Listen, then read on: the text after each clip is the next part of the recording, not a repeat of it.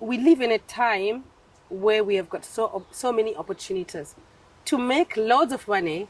You know, I am for the money, but I'm also for the impact, because when you have got the money, what do you want to do with it? But it's going to Right? come. But it's going to come, right? So I think I like the fact that being intentional, impact, change, and impact the next generation or the next person.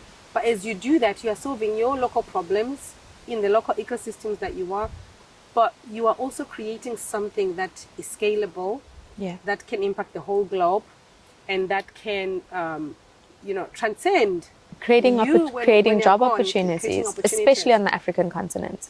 Yeah. So yours is a social enterprise. Talk to us about how you got started and why you made the decision to be a social enterprise. I know impact is something you mentioned, but what were you otherwise? So I think it stems from realizing that money will always be able to be made.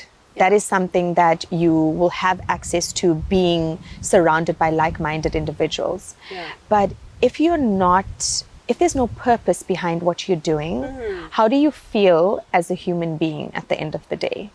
And working in corporate, why I left after 2 years is I didn't feel like I was impacting. I didn't feel like I made a difference. I felt like I was going to work every day doing the same thing because it's what I studied, but those around me were not being impacted by the knowledge, experience, and expertise that I had. And being 23 years old, people thought it was crazy, right? It was, why are you leaving your good job, Yeah. and you're relocating to a different city and you don't have a job and you're going to the city. What are you going to do?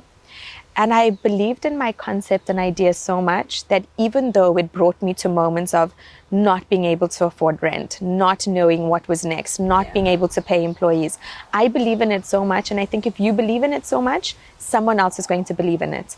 And you need one person to believe in your concept and idea in order for that to be a success. Gender-based violence is something that's very intentional in a lot of what I'm doing right now, being the NPO as well as Lawyered Up. And that is because it comes from a personal matter, not something I'm fully open to speaking about now, but one day I'm getting there in time. But it was definitely something that impacted me, that impacted my family. And I want to be able to impact those that are going through the same thing. I don't think we have the access that we need on the African continent. And it's not just something that we're faced by in Africa, but it's something that we're faced by globally. Absolutely. So to be able to start small and make little impacts as I go excites me every day. Despite the money that I know is going to come, it's taking me time to get there. But being sure in what it is that I believe in brings me that peace and that joy that I look for every day. I love what I do. You've got a reason to wake up every day. And I always say this to people, that if you are going to innovate, if you're going to create something, if you're going to solve a problem, you need to be the number one champion. You need to believe in your it. idea. Yeah. And you need to believe it so much that your belief needs to be infused into those around you. And if those around you are impacted by your belief, they've got no choice than to support you, right? Yeah. And even if they choose not to support you, because they do have a right not to support you, but you will have so much belief in you and conviction that their disbelief is a non-event. Yeah. So I really like the fact that nowadays we have that opportunity to run with what we believe, and we have the space to be able to practice what we believe and then use it to impact others. And I think on the issue of gender-based violence, it's a big issue across the globe, right? But I know here in Africa, it's still a very touchy subject, because I guess of the cultures that we come from, because of the belief system. The stigma that may be attached to that. How are you navigating those? So I've tried to bring a lighter approach to things from an impact perspective, where I paint. So like getting the bursary to study fine arts, I still paint. So my NPO is called Art of Charity.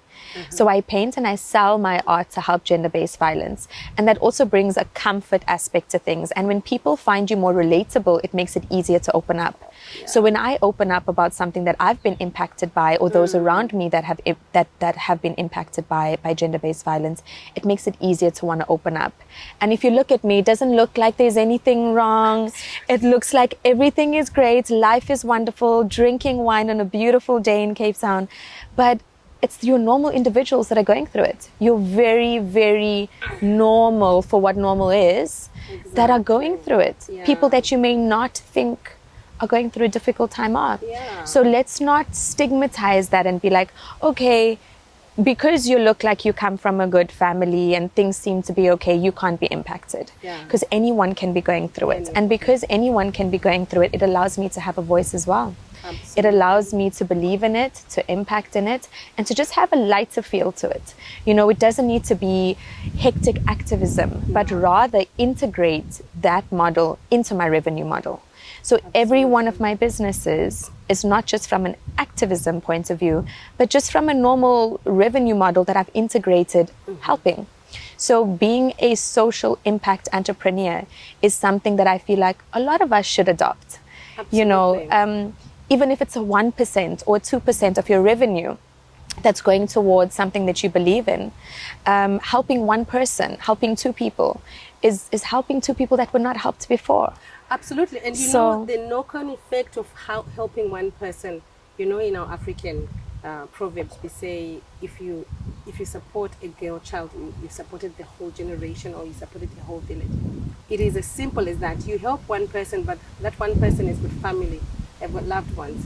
If their life can be better, it can be better for the whole of the circle that's around them, right? So I think that as entrepreneurs, we have an opportunity to change at such scale, an impact at such scale, but we have to be willing to do it. For me, I'll give you an example, the way kind of I found my own ways of doing it. So one of our Checkup Health, our digital health platform, it's a doctor's report consultation platform. It comes with a patient-facing app, and it comes with a clinical dashboard for doctors, right? Nice. And doctors can, because of the issue I faced with my dad and my father-in-law, I believed that a location should not define accessibility. The help that you can. It doesn't matter whether you're in the bush or as long as you are accessible by text message or by WhatsApp or by video, then if you need a doctor, you must be able to get the help, right? And I love that. Yeah. And so revenue model, our biggest customer is the government that consumes the technology. But actually, the work we have been doing in the last 5 years in Zimbabwe, we set up a flagship location where people can come in and they can be consulted and see a doctor.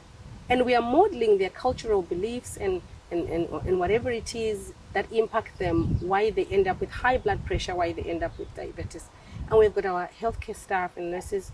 But it's also having women look up to someone like you in the community, saying, it's not impossible.